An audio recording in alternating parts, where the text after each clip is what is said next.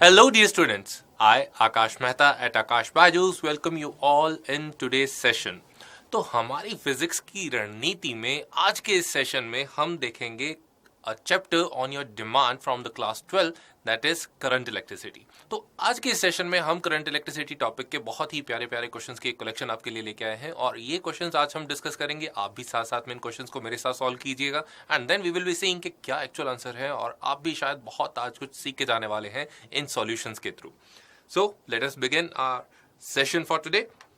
तो again I would like to introduce the Aakash Byju's JEE NEET app to you, जो कि 14 days free trial period के साथ आपके पास आएगी. और इस ऐप के द्वारा आप बहुत सारे मॉक टेस्ट, बहुत सारे प्रीवियस ईयर क्वेश्चंस को अटेम्प्ट कर सकते हैं. आप देख सकते हैं थ्रू योर पर्सनल फीडबैक कि कौन से टॉपिक्स के साथ आप स्ट्रेंथेंड हैं और कौन से टॉपिक ऐसे हैं जो थोड़े बहुत वीक हैं और जिनके ऊपर आपको गौर करने की ज़रूरत है. तो ये ऐप एक तरह से आपके लिए 24/7 गाइड, 24/7 आवर्स गाइड का काम करेगी, योर पर्सनल गाइड. ओके, तो please do not download this app.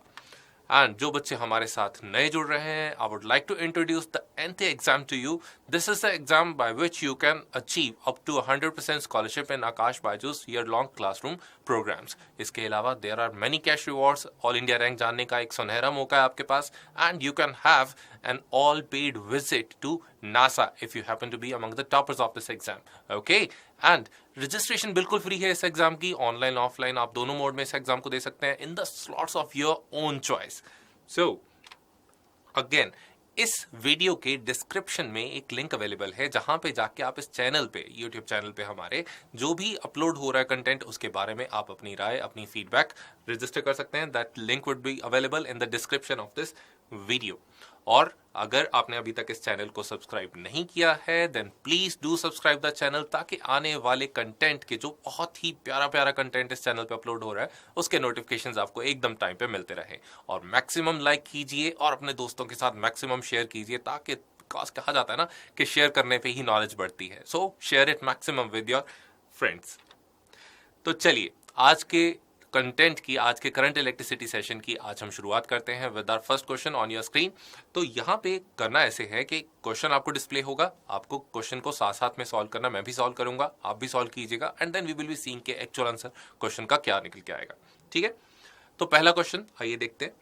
The first question it is saying कि we have two wires, second we have two wires each of radius of cross section R. तो दो wires हैं जिनका cross section same दे रखा है, equal to R, but of different materials. ठीक है, दैट मीन्स कंडक्टिविटी, रेजिस्टिविटी उनकी डिफरेंट हो सकती है. And they are connected end to and.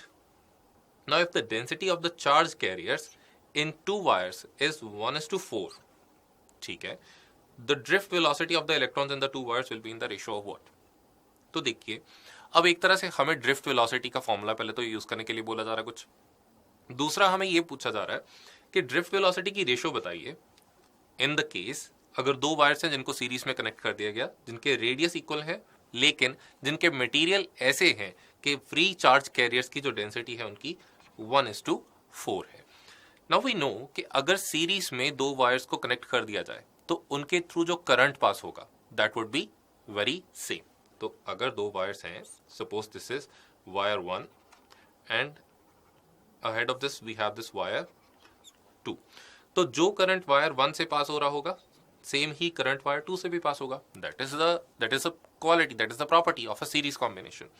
तो अगर ऐसी बात है तो I can say that I1 is equal to I2 which is nothing but the current I.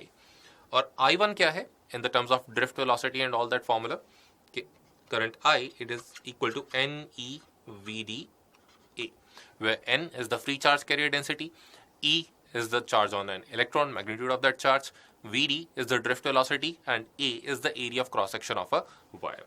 तो अगर मैं इस फॉर्मूले का यूज करूं then I can say that N1 E Vd1 A1 is equal to N2 E Vd2 A2.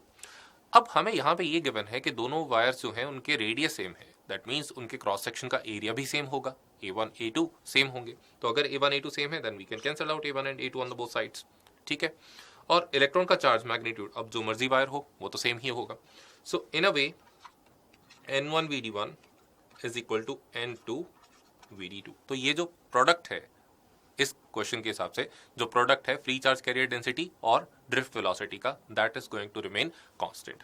अब हमें ये गिवन है कि N1 to N2 it is 1:4, N1 to N2 it is 1:4, लेकिन फॉर्मूले से N1 to N2 है क्या?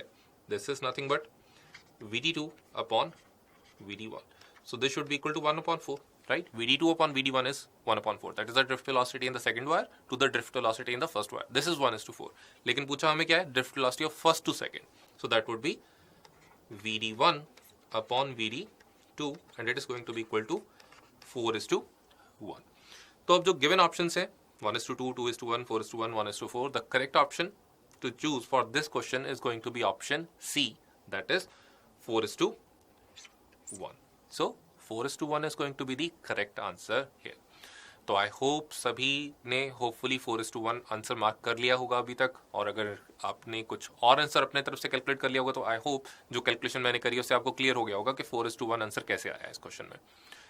ठीक है, तो चलिए अब नेक्स्ट क्वेश्चन पे चलते हैं। अब अप्रोच यही है कि क्वेश्चन आपके सामने डिस्प्ले होगा, मैं भी कैलकुलेट करूंगा, आप भी साथ में उसको कैलकुलेट कीजिए and then we will see कि हमने जो कैलकुलेशन करी है क्या उसका एक्चुअल आंसर वही आ रहा है जो एक्चुअल आंसर इस क्वेश्चन का गिवन है हमें। Okay, so now we have the second question with us. The second question, it is saying that the length of given cylindrical wire, there is cylindrical wire and its length it is increased by 100%. Increased by 100%, that means if it was L now, it is made 2L later on, मतलब double कर दिया length को। ठीक, due to the consequent decrease in the diameter, decrease in the diameter से ये हमें clear हो जाना चाहिए कि वायर को एक्चुअली स्ट्रेच करके डबल किया गया है। स्ट्रेच करने से क्या होगा, उसका एरिया क्रॉस सेक्शन कम हो जाएगा, दैट मीन्स उसका डायमीटर कम हो जाएगा उस सिलेंड्रिकल वायर का। तो स्ट्रेच करके हमने एक लेंथ को L लेंथ से 2L कर दिया, तो उसका एरिया जो है वो A से A/2 हो गया होगा, just to maintain the same volume. अब ये बोला जा रहा है कि चेंज बताइए रेजिस्टेंस में कितना आया होगा, हमें रेजिस्टेंस में चेंज बताना है। ठीक है, फाइनल रेजिस्टेंस नहीं बताना, रेजिस्टेंस में चेंज बताना कितना आया होगा। वुड इट बी 300%, 200%, 100% और 50%, ये चेंज की बात कर रहे हैं यहाँ पे। सो नाउ वी नो कि जो रेजिस्टेंस है this is nothing but rho L upon A। ठीक है, rho is this resistivity of the material, L is the length of the cylindrical wire, A is the area of cross section of that wire. अब जब आपने एक length L की cylindrical wire को खींच के 2L का कर दिया, ठीक है, तो let me just use a different colour pen है, आपने इसको स्ट्रेच करके 2L लेंथ का कर दिया। So what effectively you would have done, आपको एरिया यहाँ पे कम करना पड़ेगा। अब कितना कम होगा एरिया, तो उसके लिए हमें ये पता कि मटेरियल तो सेम ही रहा ना वायर का, चाहे आपने स्ट्रेच कर दिया उसको, that means the volume would have remained the same. तो वॉल्यूम क्या है यहाँ पे, LA, length into the area. अब LA जो है वो कांस्टेंट रहना चाहिए, तो अगर L को आपने डबल कर दिया तो A हाफ हो जाना चाहिए। I hope it is clear to you कि लेंथ अगर डबल कर दी तो area of cross section half हो जाना चाहिए। So now if R is equal to rho L by A, तो R final, this was the R initial suppose, तो R final would be equal to rho into length कितनी कर दी आपने, twice, और area क्या कर दिया, half, that is A/2. That means it would be equal to 4 rho L by A, or nothing but equal to 4 times R initial।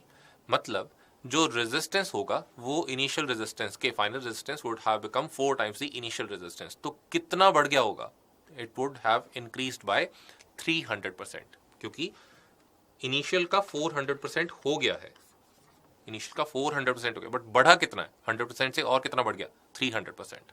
ठीक है, because this was the question कि चेंज कितना आया वो बताइए, तो चेंज कितना आया, 400 minus 100, that is 300%।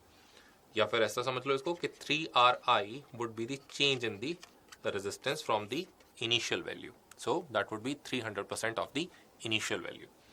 So if I have to choose the options here ABCD, the option A, it is going to be the correct answer to mark. तो again I hope कि आपने भी साथ साथ में कैलकुलेशन करी होगी इस क्वेश्चन की हमारे, और you would have also attend the same answer. अगर नहीं तो होपफुली आपका डाउट हमारी कैलकुलेशन से क्लियर हो गया होगा कि क्यों आपने जो रिजल्ट अटेन किया वो नहीं करेक्ट, या फिर ये जो हमने किया यहाँ पे ये क्यों करेक्ट है। ठीक है, चलिए नेक्स्ट क्वेश्चन की ओर चलते हैं। Now this question is saying what is the value of shunt एक शंट रेजिस्टेंस हमने यहाँ पे कुछ यूज किया. What is the value of that shunt which passes 10% of the main current through the galvanometer of 99 ohms? तो कुछ galvanometer हमें दिया गया है, उस गैल्वेनोमीटर की शंटिंग करी गई है और through the shunting we are saying कि through the shunt resistance 10% of because of the shunt resistance 10% of the main current is passing through the galvanometer. तो मतलब ये हुआ कि 90% जो बाकी का करंट है that would be passing through the shunt resistance. तो एक बार इसको डायग्राम से समझ लेते हैं. So here we have this galvanometer. इस गैल्वेनोमीटर को हमने शंट किया by the use of a shunt resistance here. तो पीछे से जो करंट आ रहा था I in the total circuit, उसका 10% only would be passing through this galvanometer, that is 0.1 I. So Ig, that is the current through the galvanometer, would be equal to 0.1 I. तो 0.9 I जो current है, the rest of the current 0.9 I, 90% of the main current would be passing through the shunt resistance. ये हमें समझ में आना चाहिए. तो अभी तक हमने ये समझ लिया कि गैल्वेनोमीटर में से 10% करंट गया तो शंट में से 90% करंट क्या होगा. तो अब यहाँ पे ये भी देखने को हमें मिल रहा है कि जो point, let us suppose this point is A and this point is C. Then between the point A and C, galvanometer and the shunt resistance, they are parallel to each other. Now if they are parallel to each other, that means they have the same potential difference across each other. And if they are having the same potential difference across each other, then potential difference V, that is nothing but I into R, should be same in both the resistance and galvanometer. तो वहां से मैं ये बोल सकता हूँ कि 0.9 I, which is the current through the shunt resistance, times the shunt resistance itself, that is S. Let us say S is the value of the resistance of shunt resistance.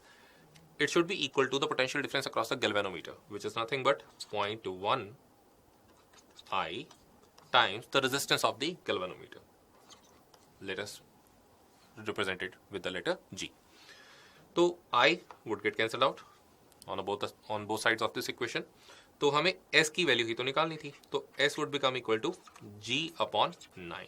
0.1 upon 0.9, 9 only.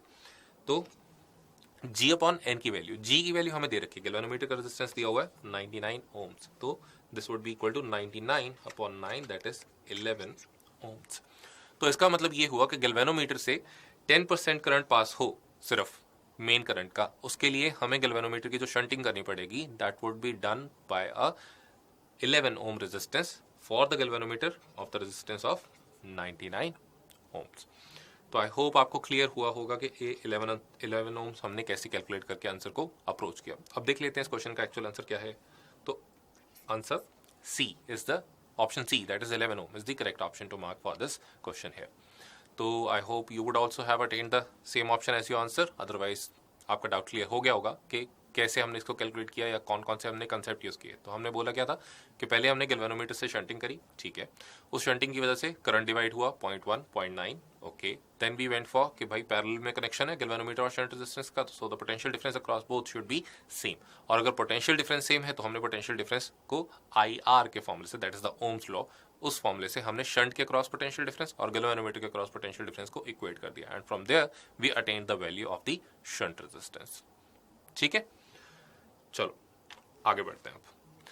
अब यहाँ पे एक और interesting सा question है. It is saying that the figure shows a network of the currents, ठीक है, and we are suppose to find the value of the current I using the data from the figure itself.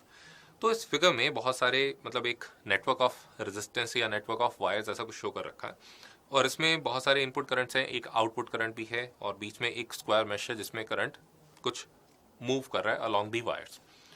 तो हमें ये पता करना है कि जो आउटपुट करंट यहाँ पे दिखा रखा है through the C terminal with the letter I, उस I करंट की वैल्यू कितनी है, ये क्वेश्चन हमसे पूछा जा रहा है यहाँ पे.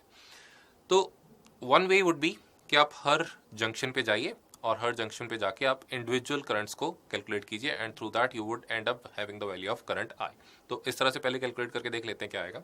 सो if I go to junction A, input current from one side is 15 ampere, input current from the other side, that is from the D side, is 8 ampere. तो दो इनपुट करंट है 8 और 15, तो उनका टोटल 23.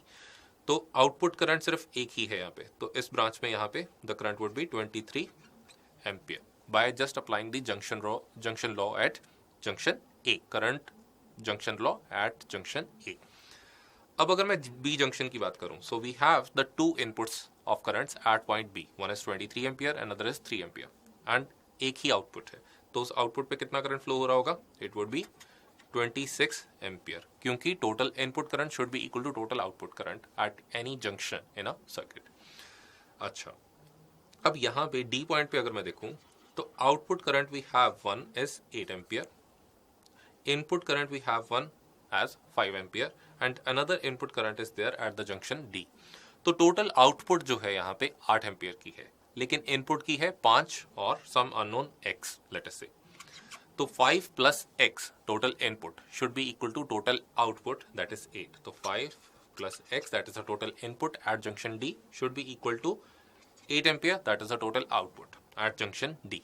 तो यहाँ से x आ जाएगा आपका 3 एम्पियर, ठीक है। By solving 5 plus x is equal to 2, 5 plus x is equal to 8, so x you would get the value equal to 3। अब अगर मैं C जंक्शन की बात करूं यहाँ पे, तो at C junction you can see के इनपुट करंट एक आ रहा है 26 एम्पियर का, दूसरा दो आउटपुट करंट है यहाँ पे, one is of 3 ampere and another is with the value I। तो I plus 3 which is the total output current at C should be equal to the total input current at C, which is nothing but 26 ampere. So I plus 3 should be equal to 26 and from that I should be equal to 23 amperes। और यही value हमसे पूछी भी गई थी इस question में कि करंट I बताइए कितना होगा, which is the output current at C junction. So this is one way of solving this question कि आप हर जंक्शन पे इंडिविजुअली जाइए और इंडिविजुअल सारे करंट्स को कैलकुलेट कीजिए एंड देन आपको पता चल जाएगा कि सी पे जो करंट आई आउटपुट आ रहा है वो टोटल करंट कितना है। Now we will solve it just by another method, जिसमें हम ये जान सकते हैं कि जो ए बी सी डी ये जो लूप है, A B C D this loop, इस लूप को मैं एक पॉइंट की तरह कंसिडर कर लेता हूँ, इस पूरी लूप को मैं एक जंक्शन की तरह ही कंसिडर कर लेता हूँ। बिकॉज इस जंक्शन को अगर मैं एक पॉइंट की तरह ही कंसिडर कर लूँ, इस लूप को अगर मैं एक जंक्शन पॉइंट की तरह ही कंसिडर कर लूँ, तो इस पे जो टोटल इनपुट करंट है वो टोटल आउटपुट करंट के बराबर होना चाहिए। मैं के I L that is the Kirchhoff's current law इस पे ऊपर डायरेक्टली लगा सकता हूँ, ठीक है। तो टोटल इनपुट करंट अगर मैं इस पूरी की पूरी लूप पे एक्सटर्नल टोटल इनपुट अगर देखूं तो that would B 15 plus 3 plus 5, while the total output current is the only one current that is I। तो यहां से डायरेक्टली हम ये देख सकते थे that I would have come out equal to 23 amperes, जो कि हमने पहले काफी लंबी चौड़ी कैलकुलेशन के बाद निकाला है। यहाँ पे हम डायरेक्टली उस रिजल्ट को निकाल सकते हैं सेकंड मेथड में, जिसमें हमने पूरी की पूरी लूप को ही एक जंक्शन मान लिया और उस पर पूरे के पूरे लूप पे हम देख रहे हैं कि एक्सटर्नल नेटवर्क से टोटल इनपुट करंट क्या है और एक्सटर्नल एक आउटपुट करंट क्या है। उन दोनों को बैलेंस करके हमने ये पता कर लिया कि आई की वैल्यू 23 एम्पियर होनी चाहिए। So according to us 23 ampere should be the answer and I hope आपका भी 23 एम्पियर आंसर आ गया होगा। So option C that is 23 ampere is the correct answer for this question. Now the next question है, अब इस question में ये बोला जा रहा है कि ए और बी दो पॉइंट्स हैं, तो ए और बी दो पॉइंट्स के बीच में हमें नेट रेजिस्टेंस पता करना है। So here we have the terminals at A and point B, और A और B पॉइंट के बीच में मुझे नेट रेजिस्टेंस पता करना है और आप देख सकते हो कि कहाँ कहाँ पे जीरो रेजिस्टेंस वायर यूज हुई है और कहाँ कहाँ पे रेजिस्टेंस किन पॉइंट्स के बीच में यूज किए गए हैं इस सर्किट में। अब अगर जीरो रेजिस्टेंस वायर की आपको प्रॉपर्टी याद हो तो जीरो रेजिस्टेंस वायर के बारे में ये बोला जाता है कि जीरो रेजिस्टेंस वायर के जो एंड पॉइंट्स होते हैं और any point on the zero resistance wire it is at same potential, ठीक है। तो इसका मतलब ये हो जाएगा कि A और E points would be at the same potential, C और D points they would be at the same potential and F और B points they would be at the same potential, ठीक है। तो अगर मैं इन रेजिस्टेंसेस को चलो नाम दे देता हूँ, this is first, this is second, this one is third, this one fourth, this one is fifth and sixth. तो 6 रेजिस्टेंस है टोटल अब हमारे पास, 1 2 3 4 5 एंड 6 रेजिस्टेंसेस, उनको मैंने नाम दे दिया रेजिस्टेंस को। तो अगर आप देखोगे कि 1 और 2 रेजिस्टेंस जो है वो आपस में पैरेलल होंगे, क्योंकि उन दोनों रेजिस्टेंसेस के जो एंड पॉइंट्स हैं वो सेम पोटेंशियल्स के अक्रॉस जॉइंट है। तो 1 और 2 would be in parallel to each other, 5 and 6 they would be in parallel to each other, while 4 and 4, not 4 and 4, resistance 3 and resistance 4 that both are of value 4, resistance 3 and resistance 4 they would be in parallel to each other। तो अगर मैं resistance 1 और resistance 2 की बात करूं, they were in parallel to each other, तो उनका equivalent जो आएगा, both are of 4 ohm value, so their equivalent would be, let me remove the extra drawings here. So 1 and 2 resistances, they are in parallel to each other. तो उनका जो equivalent आएगा, 4 और 4 ओम के दो रेजिस्टेंस है पैरेलल में लगे हैं, इक्विवेलेंट कितना आएगा 2 ओम. So I can replace the resistance between A and C with the resistance of 2 ohm. Similarly between C and B I would have a resistance of again 2 ohms. And at the same time between A and B the resistance would be of 2 ohms. और A और B पे हमने terminals बना दिए, है ना. तो अब मुझे सिंपल सा सर्किट है A और B के बीच में, वहां पे मुझे इक्विवेलेंट रेजिस्टेंस ही तो कैलकुलेट करना. तो ACB ब्रांच जो है इसका इक्विवेलेंट रेजिस्टेंस आ जाएगा 4 ओम, बिकॉज वहां पे 2 ओम और 2 ओम रेजिस्टेंस सीरीज में है. सो ACB would give me a resistance of 4 ohm, while AB direct branch is in parallel with resistance 2 ohm between the terminals A and B. तो A और B के बीच में नेट रेजिस्टेंस कितना होगा because of these two resistances, 4 and 2 ohm, that is 4 into 2 divided by 4 plus 2 और 8/6 या फिर 4/3 ohms.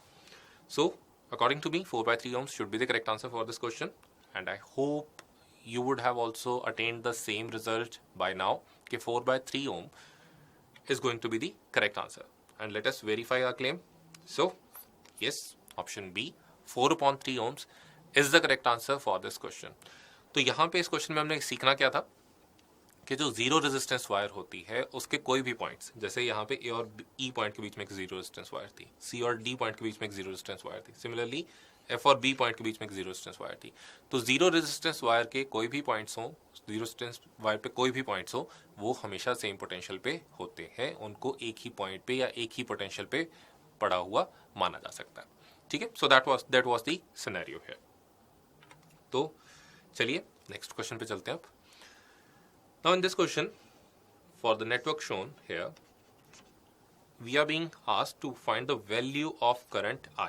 तो करंट I यहाँ पे इस ब्रांच में फ्लो हो रहा है एज पर द डायग्राम. तो हमें ये पता करना है कि करंट I की वैल्यू कितनी है in terms of V, where V is the voltage of the battery, that is the source cell in the circuit. ठीक है, अब इस क्वेश्चन में अगर आप देखोगे तो 4 ohm, 6 ohm, 4 ohm, 2 ohm and 3 ohm, these are the resistances that are there in the question here. तो क्वेश्चन में मुझे ये बोला गया है कि ये जो सर्किट है इसको जब मैंने एक बैटरी के साथ अटैच कर दिया तो बैटरी में से कितना करंट पास हो रहा है. तो बैटरी में से कितना करंट पास हो रहा है, V वोल्ट की बैटरी है, करंट I पास हो रहा है और I की मुझे वैल्यू बतानी है. तो करंट I की वैल्यू निकालने के लिए मुझे ओम्स लॉ का यूज करना पड़ेगा कि भाई V अपने पोटेंशियल लगा दिया सर्किट पे, ठीक है, अगर मुझे सर्किट का रेजिस्टेंस बता दोगे अक्रॉस द टर्मिनल्स, है ना, तो V/R would give me the value of the current. That is a simple formula here. ठीक है, तो एक तरह से मुझे अब क्या फाइंड करना है, what is the resistance of this circuit between the terminals, let us call them A and B. अब अगर थोड़ा सा टेढ़ा सा डायग्राम बना रखा है यहाँ पे हमने, जानबूझ के बना होता है ऐसा डायग्राम. तो A और B के बीच में जो सर्किट है अगर आप उसको थोड़ा सा हॉरिजॉन्टल टिल्ट करके देखोगे, you would find it very similar to a Wheatstone bridge. ठीक है, जहां पे 4 ohm resistance has replaced this 4 ohm resistance has replaced the galvanometer, जिस galvanometer की रीडिंग हम जीरो करने के पीछे पड़े रहते थे for a balance Wheatstone bridge, है ना.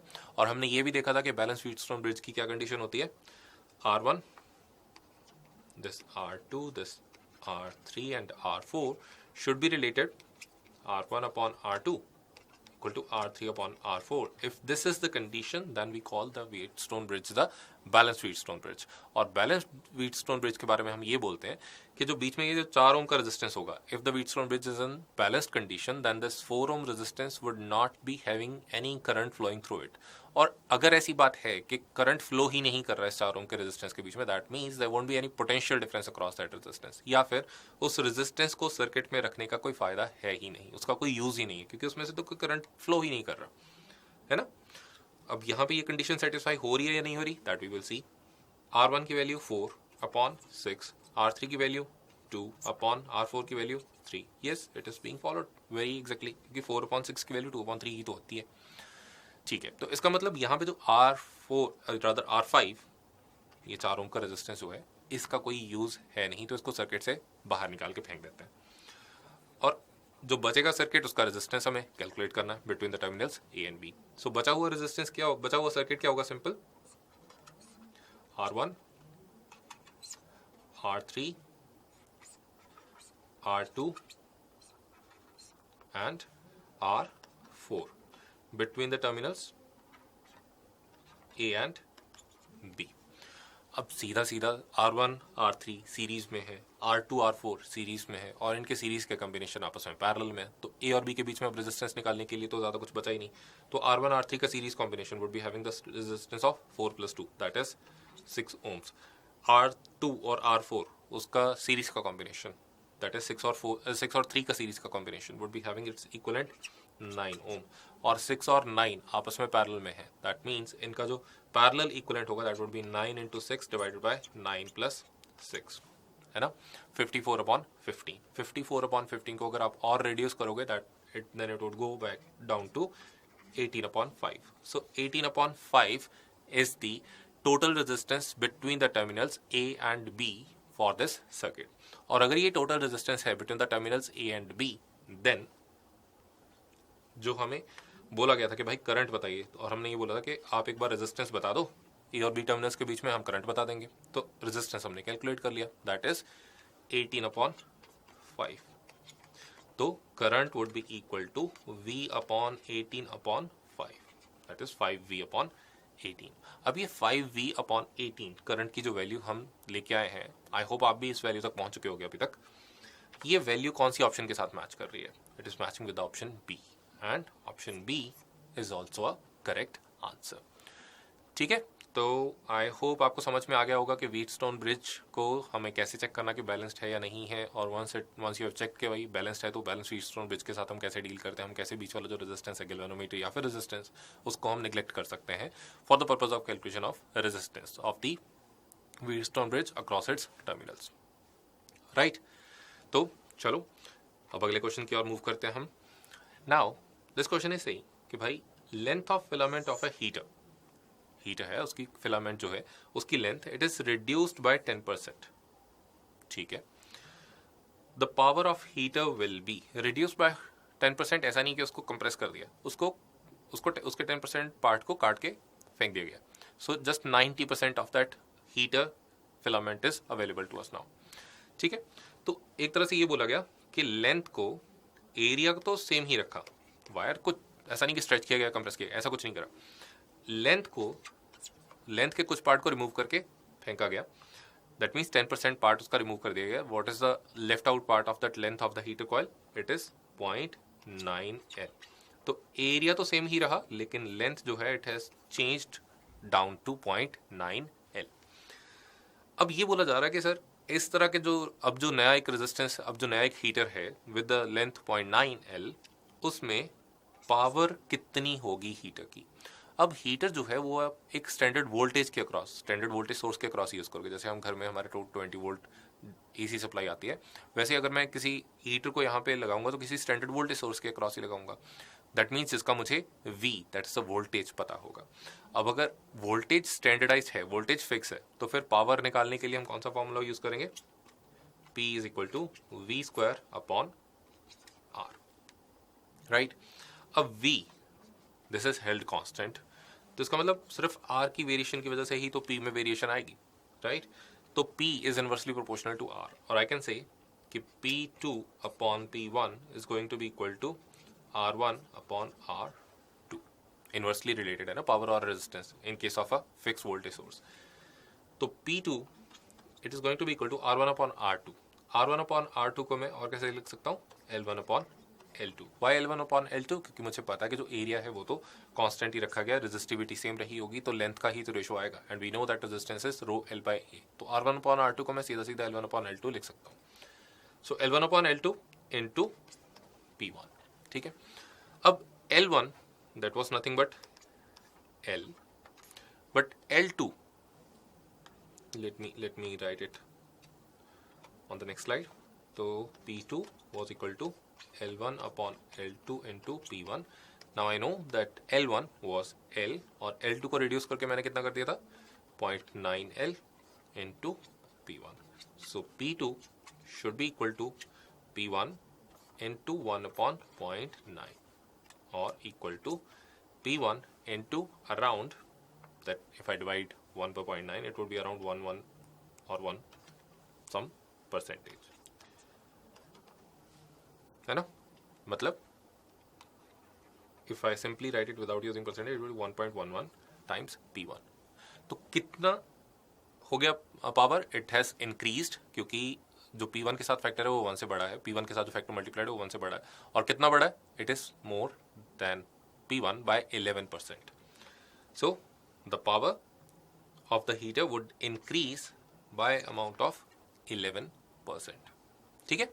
So B option would be the correct option here, और I hope आपको भी यही आंसर अटेन हो चुका होगा, that B option is the correct answer.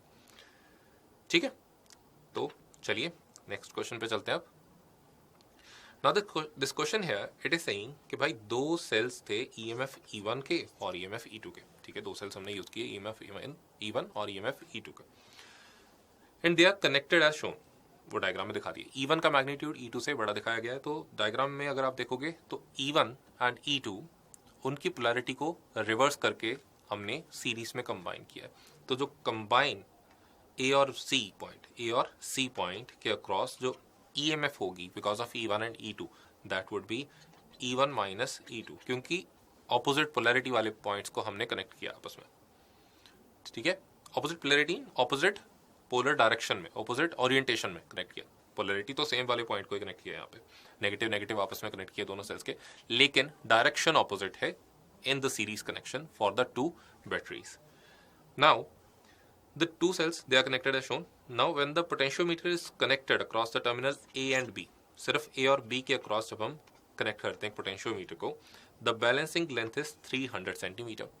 अब पोटेंशियोमीटर अगर आपको याद है थ्योरी, तो पोटेंशियोमीटर में हमने ये बोला था कि जो सेकेंडरी सेल होता है, balancing length L is proportional to the EMF of secondary cell.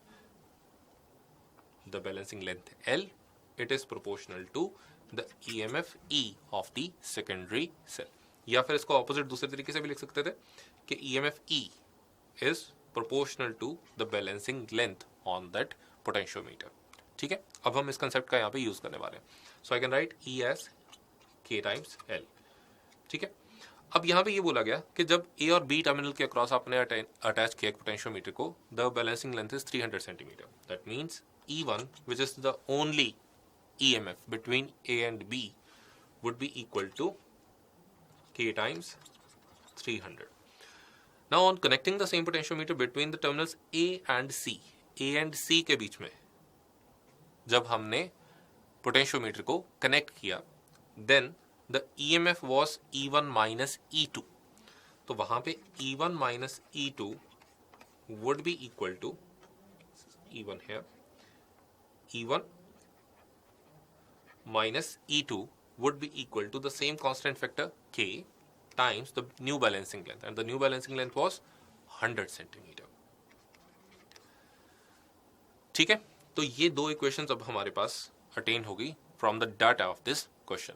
तो डाटा आई होप आपको क्लियर होगा. क्वेश्चन की स्टेटमेंट क्या थी आपको ये क्लियर हो चुका होगा, और उस क्वेश्चन की स्टेटमेंट को कैसे हमने दो इक्वेशंस में कन्वर्ट कर लिया, उसके पीछे क्या थ्योरी है पोटेंशियोमीटर के, वो भी आपको क्लियर होगी. तो अब इन दो इक्वेशन से हमें आउटपुट क्या चाहिए, what is the ratio of E1 to E2 that we want to attain here. तो अगर मैं इन दो इक्वेशंस को देखूं, तो फर्स्ट इक्वेशन और सेकंड इक्वेशन अगर मैं डिवाइड भी कर लूं सेकंड इक्वेशन को फर्स्ट इक्वेशन से, I will have E1 minus E2 divided by E1 equal to 1/3, क्योंकि K तो कैंसिल हो जाएगा, है ना. K तो एक कांस्टेंट है, दोनों इक्वेशन के लिए वो कांस्टेंट सेम है, तो क्योंकि एक ही पोटेंशियोमीटर आपने यूज किया, तो K तो कैंसिल हो जाएगा दोनों इक्वेशन को डिवाइड करने पे. So what I will be left with 1 minus E2 upon E1 coming out equal to 1/3. अब हमें वैल्यू किसकी चाहिए थी, हमें तो E1 अपॉन E2 की वैल्यू चाहिए थी, बट हमारे पास यहाँ पे वैल्यू किसकी आ रही है, यहाँ से तो हमें E2 अपॉन E1 मिलेगा, that is equal to 2/3. If E2 upon E1 is 2/3, तो E1 अपॉन E2 कितना होगा, 3:2. और 3:2 option D according to us till now the calculation is saying कि भाई ऑप्शन डी इसका आंसर होना चाहिए, दैट इज 3:2, क्योंकि आपको वैल्यू पूछी गई थी E1 अपॉन E2 की। तो आई होप आप भी अभी तक इस कैलकुलेशन को कंप्लीट कर चुके होंगे एंड आपका भी कुछ आंसर आ चुका होगा, वेदर 3/2 और नॉट, बट आप कुछ आंसर तक तो पहुंच चुके होंगे। नाउ लेट अस वेरीफाई कि हमारा जो क्लेम है 3/2 का, इज इट करेक्ट और not. Yes, option D is a correct option है। तो अगर आपका सही आंसर था, by now you would have obtained option D as your answer. Otherwise अगर आपका कुछ और आंसर आ रहा था तो आपको क्लियर हो गया होगा कि इस क्वेश्चन की कैलकुलेशन कैसे करनी थी। ठीक है, चलो नेक्स्ट क्वेश्चन पे चलते हैं। अब ये क्वेश्चन में ऐसा कुछ बोला जा रहा है कि in the circuit shown in the figure a meter bridge is in a balanced state. ठीक है, when it is in a balance state, तो बैलेंस स्टेट में क्या मीटर ब्रिज में होता है, we can use the Wheatstone bridge principle. That means R1 upon R2 is equal to R3 upon R4। वो सारी थ्योरी हम यहाँ पे यूज कर सकते हैं। So the meter bridge here, the meter bridge wire has a resistance of 0.1 ohms per centimeter. ठीक है, we are supposed to find the value of the unknown resistance X, यहाँ पे unknown resistance X meter bridge में लगा हुआ है, and the current drawn from the battery of negligible internal resistance। और यहाँ पे जो बैटरी लगी हुई है 6 वोल्ट की, इसके थ्रू कितना करंट पास हो रहा होगा हमें वो पता करना है। तो अगर मैं इस सर्किट को दोबारा ड्रॉ करूँ as a Wheatstone bridge, so I will have X here with 3 ohms here and 2 resistances from the wire itself। तो अगर मैं रेजिस्टेंस को देखूं तो वायर को देखूं तो वायर का जो नल पॉइंट है it is at 40 centimetre position. ठीक है, 0.1 ओम पर सेंटीमीटर वायर का रेजिस्टेंस ग्रेडियंट है, मतलब 1 सेंटीमीटर अगर वायर की लेंथ अगर उसमें ले लो तो 1 सेंटीमीटर वायर की लेंथ का रेजिस्टेंस 0.1 ओम मुझे गिवन है। तो 40 सेंटीमीटर वाले पार्ट का रेजिस्टेंस कितना होगा, that would be 40 into 0.1, that is 4 ohms. तो यहाँ पे 4 ओम रेजिस्टेंस होगा। और left part, this part is 60 centimetre, क्योंकि टोटल 100 सेंटीमीटर की है। तो 60 सेंटीमीटर का रेजिस्टेंस कितना होगा, 6 ओम्स। तो ये जो रेजिस्टेंस होगा this would be 6 ohms resistance, और बीच में वो गैल्वेनोमीटर लगा होगा, है ना। और अब इसके साथ एक बैटरी अटैच्ड है of EMF 6 volts. So this is the effective circuit of this meter bridge. अब हमें ये बोला गया कि गैल्वेनोमीटर जो है इट इज ये जो मीटर ब्रिज है it is in balance state, मतलब गैल्वेनोमीटर के थ्रू करंट कितना फ्लो हो रहा है, 0। And if it is so, तो हमें उसकी कंडीशन पता है व्हीटस्टोन ब्रिज में, when it is true, when X upon 4 should be equal to 3 upon 6 और X upon 4 equal to 3 upon 6 और X इक्वल टू 2 ओम्स। तो जब X की वैल्यू 2 ओम्स रही होगी, 2 ओम के इक्वल रही होगी X की वैल्यू, तब उस टाइम पे ये गैल्वेनोमीटर 0 रीडिंग शो करेगा। That means this meter bridge is going to be at balanced state.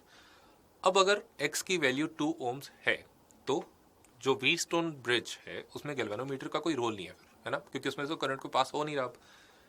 तो reduce circuit would be 2 ohms, 3 ohms, 4 ohms and 6 ohms in parallel to 6 volt battery. So this would be my reduced circuit from this meter bridge. अब यहाँ पे भाई सीधा सीधा दिख रहा है कि 2 और 3 आपस में सीरीज में होंगे, 4 और 6 आपस में सीरीज में होंगे, दैट मीन्स 5 ऊपर और ये 10 नीचे, ये पैरेलल में होंगे। तो 5 और 10 in parallel they would give me the equivalent 50 upon 15, nothing but 5 into 10 divided by 5 plus 10। तो 50 upon 15 which would also be equal to 10 upon 3 will give me the equivalent resistance of this meter bridge across the cell। तो cell है 6 volt का, उसके cross आपने resistance लगा दिया 10 upon 3 ohms का, तो कितना करंट फ्लो हो रहा होगा उस सेल में से, it would be 6 divided by 10 upon 3, that means 1.8 amperes, है ना।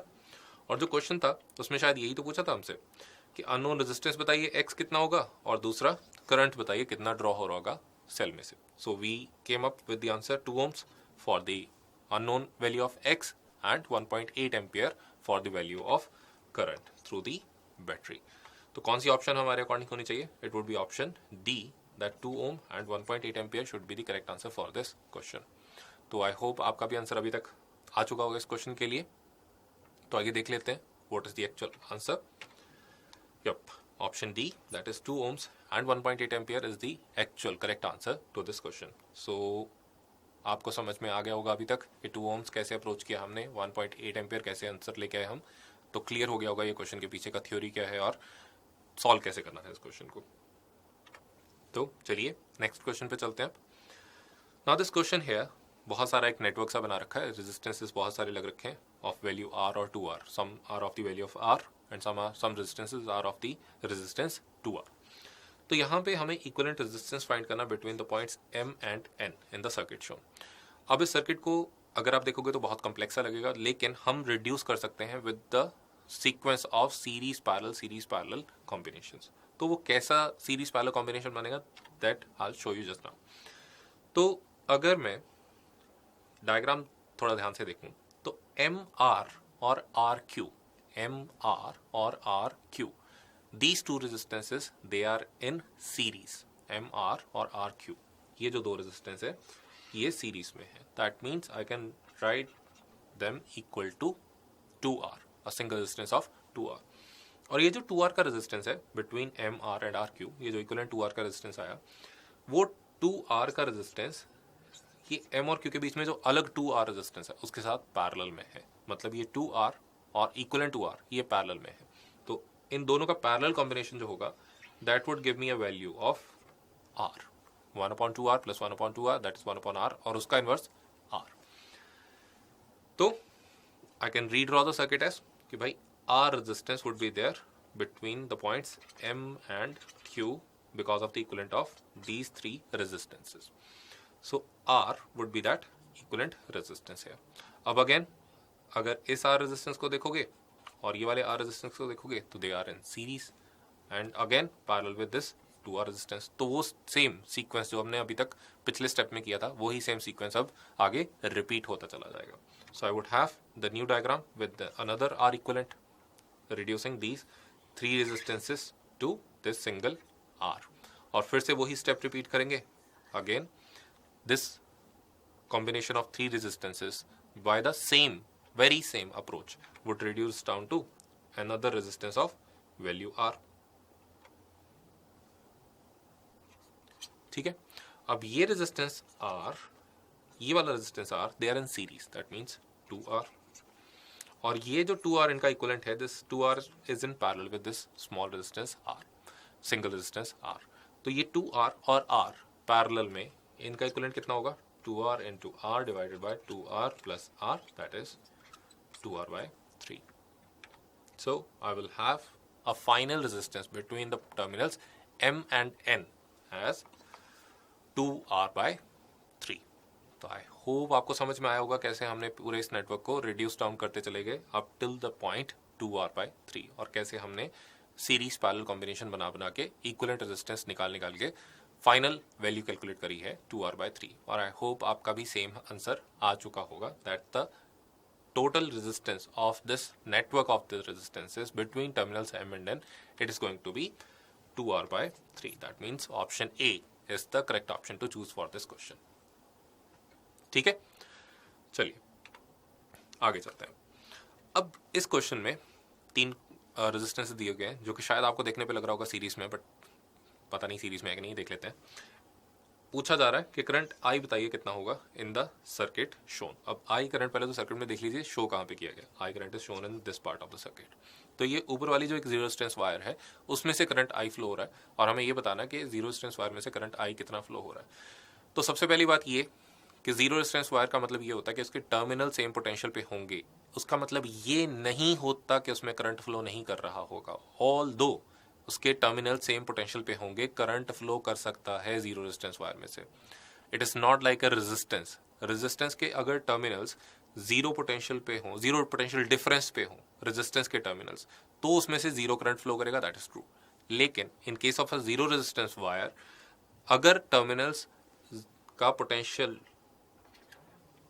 जीरो भी हो, पोटेंशियल डिफरेंस जीरो भी हो, तो भी करंट फ्लो कर सकता है through a zero resistance wire. ये यहाँ पे दिमाग में रख लेना हमेशा. अच्छा, अब इस टर्मिनल को let us say it is at zero potential and this terminal would be at 5 volt, क्योंकि यही तो बैटरी की नेचर है, उसके टर्मिनल्स के भी पोटेंशियल डिफरेंस ईएमएफ के बराबर होता है. सो 5 वोल्ट, यहाँ का पोटेंशियल भी होगा, let us call this point as A, इस पॉइंट का potential let us call this point as B would be same as ये वाले पॉइंट का potential which is let us call this point as C. अब ये जो C point है वो बैटरी के लोअर पोटेंशियल टर्मिनल से अटैच्ड है, जीरो पोटेंशियल जिस पे हमने माना था, so C would be at zero potential, so naturally B would also become at zero potential. लेकिन जो ये बीच में एक टर्मिनल है, let us call this as terminal D, तो डी टर्मिनल ए टर्मिनल से एसोसिएटेड है with this upper zero resistance wire, that means D और ए का potential would be same, rather potential difference would be zero. तो जो ए का potential है वही डी का पोटेंशियल भी होना चाहिए, विच वॉज टेकन एज 5। ठीक है, तो अब क्या हुआ, हर तीन ये जो तीन रेजिस्टेंस है उनमें हर एक रेजिस्टेंस के क्रॉस क्या पोटेंशियल डिफरेंस है वो हमें समझ में आ गया, पता चल गया।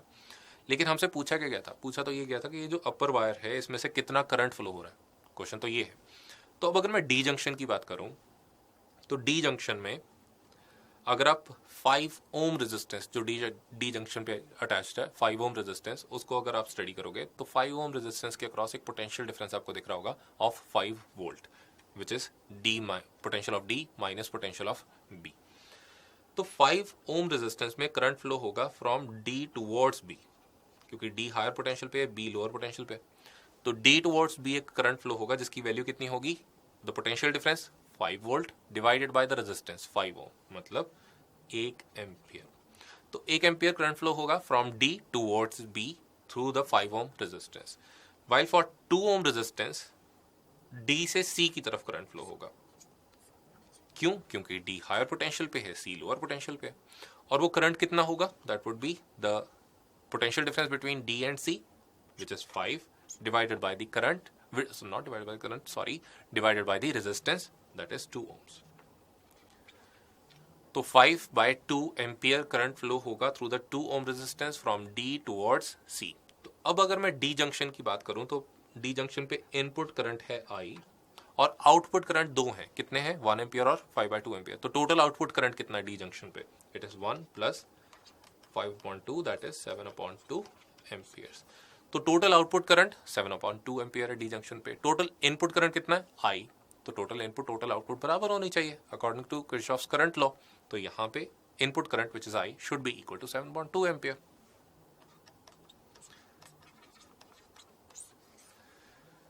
समझ में आ गया होगा शायद, राइट, कि हमने कैसे इस क्वेश्चन में पूरी अप्रोच लगाई है और हमने कैसे इसमें बहुत सारे कंसेप्ट यूज़ कर लिए कि जीरो रेजिस्टेंस वायर के टर्मिनल्स के पोटेंशियल सेम होने चाहिए, जीरो रेजिस्टेंस वायर के क्रॉस करंट फ्लो हो सकता है, येस। फिर हमने टर्मिनल्स के पोटेंशियल मार्क कर लिए बैटरी के क्रॉस, फिर हमने वहाँ से टर्मिनल्स जो सर्किट के हैं उसके पोटेंशियल्स भी पता कर लिए, और हमने उन पोटेंशियल्स का यूज़ करके भी पता किया कि करंट की वैल्यू कितनी फ्लो हो रही होगी in the upper zero resistance wire. ठीक है, तो काफ़ी सारे कंसेप्ट इसमें आपके रिवाइज हो गए होंगे एंड आई होप कि आपका भी आंसर 7/2 एम्पियर आ चुका होगा, which let us verify also कि भाई answer would be 7/2 amperes. Option C is the correct answer for this question. ठीक है, चलो अब नेक्स्ट क्वेश्चन पे चलते हैं। अब इस क्वेश्चन में ये बोला जा रहा है कि VAB, that is the potential difference across the terminals A and B, here these two terminals A and B in the circuit, it is 4 volt. ठीक है, then the value of internal resistance X of the battery having 2 volt EMF will be। तो ये जो 2 volt की battery है उसका जो internal resistance X है ये हमें पता करना है कि उस X की वैल्यू क्या है अगर A और B के बीच में पोटेंशियल डिफरेंस हमें 4 वोल्ट गिवन है। तो इस क्वेश्चन को सॉल्व करने के बहुत सारे वेज हैं, ऐसा नहीं कि एक ही तरीका है। तो हम उनमें से एक तरीका यहाँ पे देख रहे हैं which is the which we are talking about the potentials of the terminals across this circuit। तो सपोज B का पोटेंशियल मैं 0 पे अस्यूम कर लेता हूँ, तो A पॉइंट का पोटेंशियल कितना रहा होगा, 4 वोल्ट, सिंपल सा सिनेरियो यहाँ पे। तो अगर B 0 वोल्ट पोटेंशियल पे था, then this point let us call this as C, this C would be at 5 volt potential, because कहाँ से ये चीज़ निकल के आई, कहाँ से इन्फॉर्मेशन निकल के आई है, from the information of EMF of the cell in between which is 5 volt. तो अब मैं 10 ओम रेजिस्टेंस की अगर बात करूं तो 10 ओम रेजिस्टेंस में से कितना करंट पास हो रहा होगा, that would be the potential difference across that resistance divided by the resistance itself. तो पोटेंशियल डिफरेंस कितना है 10 ओम के अक्रॉस, 5 - 4 दैट इज 1 वोल्ट। तो करंट कितना फ्लो हो रहा होगा, 1 volt divided by 10 ohm, 0.1 ampere. ठीक है जी, 0.1 एम्पियर करंट फ्लो हो रहा है, मान लेते हैं। अब ये टर्मिनल ए अगर 4 वोल्ट पे है, तो यहाँ पे अगर एक टर्मिनल मान लो मैं, let us call this terminal as terminal D. तो डी टर्मिनल का पोटेंशियल कितना होगा? 2 volt more than the terminal A, that is 6 volt. ठीक है, तो डी टर्मिनल जो है, डी पॉइंट जो है, उसका पोटेंशियल कितना रहेगा? It would be 6 volt. तो अब मुझे इस इंफॉर्मेशन से एक्स रेजिस्टेंस के बारे में ये बात करनी है। अब तो एक्स रेजिस्टेंस जो है, अगर आप एक्स रेजिस्टेंस को देखोगे तो एक्स रेजिस्टेंस का एक टर्मिनल है 6 वोल्ट पे, दूसरा टर्मिनल है 0 वोल्ट पे। मतलब एक्स रेजिस्टेंस के अक्रॉस पोटेंशियल डिफरेंस कितना है? 6 वोल्ट का। ठीक है, divided by the resistance x, the resistance value x. तो 6 डिवाइडेड बाय एक्स, ये मुझे क्या गिवन, क्या इससे क्या निकल के आना चाहिए, क्या इन्फॉर्मेशन निकल के आनी चाहिए? That what is the current flowing through that X resistance. और एक्स रेजिस्टेंस में से वो ही करंट तो फ्लो हो रहा होगा जो 10 ओम रेजिस्टेंस में से हो रहा था, क्योंकि सर्किट तो यहीं पे कंप्लीटेड है सिर्फ, राइट? तो करंट कितना फ्लो हो रहा है 10 ओम रेजिस्टेंस में से? 0.1 एम्पियर। तो एक्स में से भी कितना करंट फ्लो होगा? एक्स रेजिस्टेंस में से भी कितना करंट फ्लो होगा? 0.1 ampere. So this should be equal to 0.1, right? तो x should be equal to 6 divided by 0.1 और इक्वल टू 60 ओम्स। ठीक है, तो ये हमने इन्फॉर्मेशन से, जो हमें क्वेश्चन में गिवन थी, इस इन्फॉर्मेशन से हमने ये कैलकुलेट कर लिया कि x which is the internal resistance of the 2 volt battery, उसकी वैल्यू कितनी होगी? It would be nothing but 60 ohms. तो option D, that is 60 ohms, should be the correct answer for this question here. ठीक है, तो अब एक और क्वेश्चन हमारे लिए। दिस क्वेश्चन इज सेइंग कि एक बैटरी है EMF E की, इंटरनल रेजिस्टेंस R है। तो एक बैटरी है जिसकी EMF E है और इंटरनल रेजिस्टेंस R है। It is connected across a resistance of resistance capital R resistance के अक्रॉस इस बैटरी को हमने अटैच कर दिया। And the value of R can be adjusted to any value greater than और इक्वल टू 0। मतलब R एक नॉन जीरो वैल्यू का रेजिस्टेंस है। तो a graph is plotted between the current passing through the resistance and the potential difference across the terminals of the battery. ठीक है, अब ये जो ग्राफ है, इस ग्राफ के बारे में अगर आप देखोगे तो graph is a negative slope line. पहली तो ये चीज। दूसरी, आपको ये चीज इंफॉर्मेशन यहाँ पे समझ में आनी चाहिए कि यहाँ पे जो बैटरी है, it is actually discharging through the external resistance capital R। और अगर बैटरी डिस्चार्ज कर रही होती है तो बैटरी के थ्रू जो करंट पास हो रहा होता है I, बैटरी का जो इंटरनल रेजिस्टेंस होता है R, बैटरी की जो EMF होती है E, और बैटरी के टर्मिनल्स पे जो पोटेंशियल डिफरेंस होता है V, they are related by a relation V equal to E minus IR. This remains the relation between the potential difference across the terminals of the battery and EMF of the battery if current I is passing through that battery itself.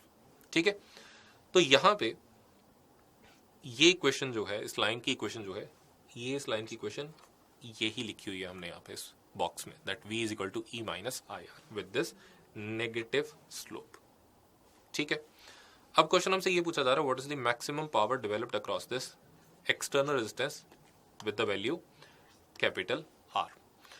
Maximum power external resistance में तब होती है, उस case में होती है जब external resistance की वैल्यू उस सर्किट में बाकी का resistance which is nothing but the internal resistance of this cell, उन दोनों की वैल्यू बराबर हो, तो एक्सटर्नल रेजिस्टेंस में मैक्सिमम पावर डेवलप होती है। This is the theory behind the maximum power theorem. So that means in case of maximum power developed, capital R should be equal to small r।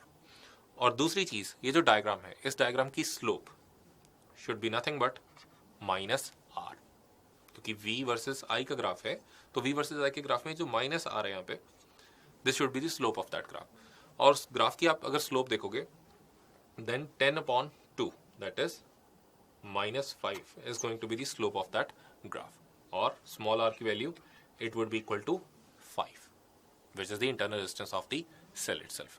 अच्छा, तो internal resistance 5 ओम है, तो external resistance भी 5 ओम होना पड़ेगा for the purpose of maximum power.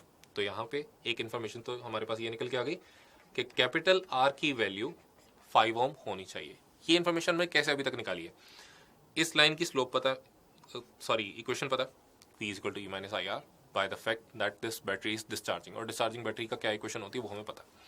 Second, इस line की जो स्लोप है that should be minus R, है ना, that is the internal resistance of that cell. तो minus R which is the internal resistance of the cell should be the slope of that line in the graph, और उस graph की जो slope है, line की जो slope है that is -5, वो आप उस ग्राफ से पता कर सकते हो फ्रॉम द वैल्यू 10/2। तो R which is the internal resistance of the cell should be equal to 5 ohm, ठीक है। और मैक्सिमम पावर डेवलप तब होती है एक्सटर्नल रेजिस्टेंस में जब बाकी के रेजिस्टेंस सर्किट में बाकी के रेजिस्टेंस के इक्वल रेजिस्टेंस हो। तो बाकी का रेजिस्टेंस है क्या सर्किट में other than external resistance, the internal resistance of the cell. तो एक्सटर्नल रेजिस्टेंस की वैल्यू इंटरनल रेजिस्टेंस के बराबर होनी चाहिए सेल के, which is nothing but again 5 ohm. So now I know कि भाई 5 ओम तो टोटल रेजिस्टेंस है एक्सटर्नल, ठीक है। बैटरी जो है वो कितने ईएमएफ की है, इट इज ऑफ ईएमएफ ई, लेकिन ग्राफ से अगर देखोगे तो आप वैल्यू निकाल सकते हो ईएमएफ ई की, which would be equal to 10। तो now I have this value that capital R it is equal to 5 ohm, small r it is again equal to 5 ohm, and EMF E it is equal to 10 volt। तो जो current है circuit में वो कितना flow हो रहा होगा, 10/10, which is from the relation EMF E upon R plus R, that is 10/5 plus 5 or equal to 1 ampere। तो 1 ampere would be the current that would be passing through this circuit, और ये 1 ampere जो है वो external resistance से भी पास हो रहा होगा। तो अगर ये 1 एम्पियर एक्सटर्नल रेजिस्टेंस से भी पास हो रहा है तो एक्सटर्नल रेजिस्टेंस के क्रॉस पावर आउटपुट कितनी आ रही है, I square R, that is 1 square into 5 watt. Are we clear here कि हमने एक्सटर्नल रेजिस्टेंस के क्रॉस जो हमें पावर कैलकुलेट करने को बोला गया था, what is the maximum power developed across this external resistance capital R, उसकी वैल्यू हमने 5 ओम कैसे अटेन करी है। So option A that is 5 watt, not the 5 ohm power, 5 watt power should be the correct answer है, ठीक है। तो चलिए अब अपने लास्ट क्वेश्चन की ओर बढ़ते हैं। इस क्वेश्चन में ये लिखा गया है that the potentiometer wire A B it is 100 centimetre long, ठीक, and has the total resistance of 10 ohms, okay. तो ये जो ए बी वायर है, यहाँ पे ए बी वायर की हमें टोटल लेंथ दी गई है 100 सेंटीमीटर और उसका टोटल रेजिस्टेंस दिया गया 10 centimetre. And it is said कि भाई गैल्वेनोमीटर जो है it shows zero deflection at position C, मतलब C point is the position of null deflection. तो सी पॉइंट पे जब मैं अटैच करूंगा गैल्वेनोमीटर को तो galvanometer will be showing zero deflection. तो अगर यहाँ पे ये जो पॉइंट्स हैं यहाँ पे, इनको मैं थोड़ा नाम दे देता हूँ, A B C already used and this is just say E and F, G and H, ठीक है। सो ई जी, ई और जी ये तो वैसे ही सेम पोटेंशियल पे हैं एज पोटेंशियल ऑफ ए। क्यों सेम पोटेंशियल पे, क्योंकि इनको जीरो रेजिस्टेंस वायर से कनेक्ट किया गया आपस में। तो हमने ये अभी तक तो जान ही लिया कि जीरो रेजिस्टेंस वायर के क्रॉस पोटेंशियल डिफरेंस जीरो होता है, मतलब उनके ऊपर कोई भी पॉइंट हो वो सेम पोटेंशियल पे होंगे। तो ई और जी तो सेम पोटेंशियल पे हैं, ये हमें समझ में आ गया। सिमिलरली एफ और एच भी सेम पोटेंशियल पे ही होंगे, है ना। ये भी आपको यहाँ से क्लियर हो जाना चाहिए कि ई और जी पॉइंट्स या फिर एफ और एच पॉइंट्स, ई और जी आपस में सेम पोटेंशियल पे होंगे along with A, and F और एच आपस में सेम पोटेंशियल पे होंगे। और दूसरी चीज मैं यहाँ पे ये बोल रहा हूँ अब कि क्योंकि galvanometer it is a resistance, actually galvanometer is would be having some resistance, तो क्योंकि गैल्वेनोमीटर के अक्रॉस पोटेंशियल करंट फ्लो नहीं हो रहा तो पोटेंशियल डिफरेंस गैल्वेनोमीटर के अक्रॉस भी जीरो होना चाहिए, ठीक है। दिस इज द फैक्ट कि भाई रेजिस्टेंस में से अगर करंट फ्लो नहीं होगा तो रेजिस्टेंस के टर्मिनल सेम पोटेंशियल पे होंगे। तो इससे मैं ये बोल रहा हूँ कि एफ और C points they should be at the same potential. ये चीज शायद अभी तक समझ में आ गई होगी आपको। तो now in conclusion I am saying कि ए, ई और G points they would be at the same potential, E, F और H points they would be at a separate same potential. तो potential difference across A C should be equal to potential difference across E F and should be equal to the potential difference across G H. तो ये theory हम यहाँ पे use करने वाले हैं। अब यहाँ पे ये बोला जा रहा है हमें कि we are suppose to find the value of the unknown resistance capital R, ठीक है। अब अननोन रेजिस्टेंस कैपिटल आर, ये जो रेजिस्टेंस है इस रेजिस्टेंस के क्रॉस पोटेंशियल डिफरेंस कितना, nothing but we ji H, क्योंकि उसके टर्मिनल्स हैं जी और एच। तो VGH is the potential difference across this unknown resistance capital R. अब ये जो अननोन रेजिस्टेंस है, ये जो पोटेंशियल डिफरेंस इसके across VGH, it is also same to VAC. तो अगर मैं A और C पॉइंट्स के बीच में पोटेंशियल डिफरेंस निकाल पाया, then I would be able to calculate VGH also. ठीक है, तो अभी तक ये चीज़ आपको क्लियर हो जानी चाहिए कि हमारा टारगेट है अब G और H पॉइंट के बीच में पोटेंशियल डिफरेंस निकालना by the help of points A and C. अब क्योंकि let me just remove some drawings here. अब क्योंकि ये जो गैल्वेनोमीटर है ये जीरो रीडिंग शो कर रहा है, that means this upper primary circuit is independent of this lower secondary circuit है. ठीक है, तो अपर प्राइमरी सर्किट में खुद से करंट फ्लो हो जा रहा होगा, लोअर सेकेंडरी सर्किट में खुद से करंट फ्लो हो जा रहा होगा, and they would be independent of each other. तो अगर मैं अपर प्राइमरी सर्किट की बात करूं तो 10 volt is the total voltage of the total EMF of the cell there. उसमें से करंट कितना फ्लो हो रहा होगा? That would be 10 volt divided by the resistance of the wire AB, 100 ohms. ठीक, तो equal to 0.1 एम्पियर. तो A और C पॉइंट्स के बीच में कितनी वोल्टेज रहेगी? That would be 40 into 0.1 और equal to 4 volts. ठीक है, तो 4 volts would be the potential difference across AC and same would be the potential difference across G and H also. ठीक है, तो VGH it is equal to 4 volts. अब lower circuit में अगर आप देखोगे तो G और H जो पॉइंट हमने लिए थे, यहाँ पे आप बोल रहे हो कि 4 वोल्ट, तो यहाँ पे पोटेंशियल डिफरेंस है G और H के क्रॉस. 5 वोल्ट तो टोटल पोटेंशियल डिफरेंस है लोअर सर्किट में, तो यहाँ पे पोटेंशियल डिफरेंस कितना ड्रॉप हो गया होगा? 1 वोल्ट, तभी तो टोटल मिलके 5 वोल्ट होएगा लोअर सर्किट का पोटेंशियल जो आएगा across the terminals of the battery. तो 1 ओम के क्रॉस 1 वोल्ट पोटेंशियल डिफरेंस है, तो 4 वोल्ट पोटेंशियल डिफरेंस होने के लिए R की वैल्यू को कितना होना पड़ेगा? 4 ओम्स. इन अ सीरीज अगर सेम करंट फ्लो हो रहा होगा दोनों रेजिस्टेंस स्मॉल r और कैपिटल R में से, तो if small r which is having its value of 1 ohm and it is having a potential difference of 1 volt across it, the capital R which is having the potential difference of 4 volt across its terminal should be having the 4 time the value of small r, that is 4 ohms. So 4 ohms यहाँ पे resistance होना चाहिए of that capital R resistance. So option A, that is 4 ohms, should be the correct answer to this question. ठीक है, so with that we are at the end of the session. So please stay positive, work very hard and do make it happen. Thank you and happy Diwali.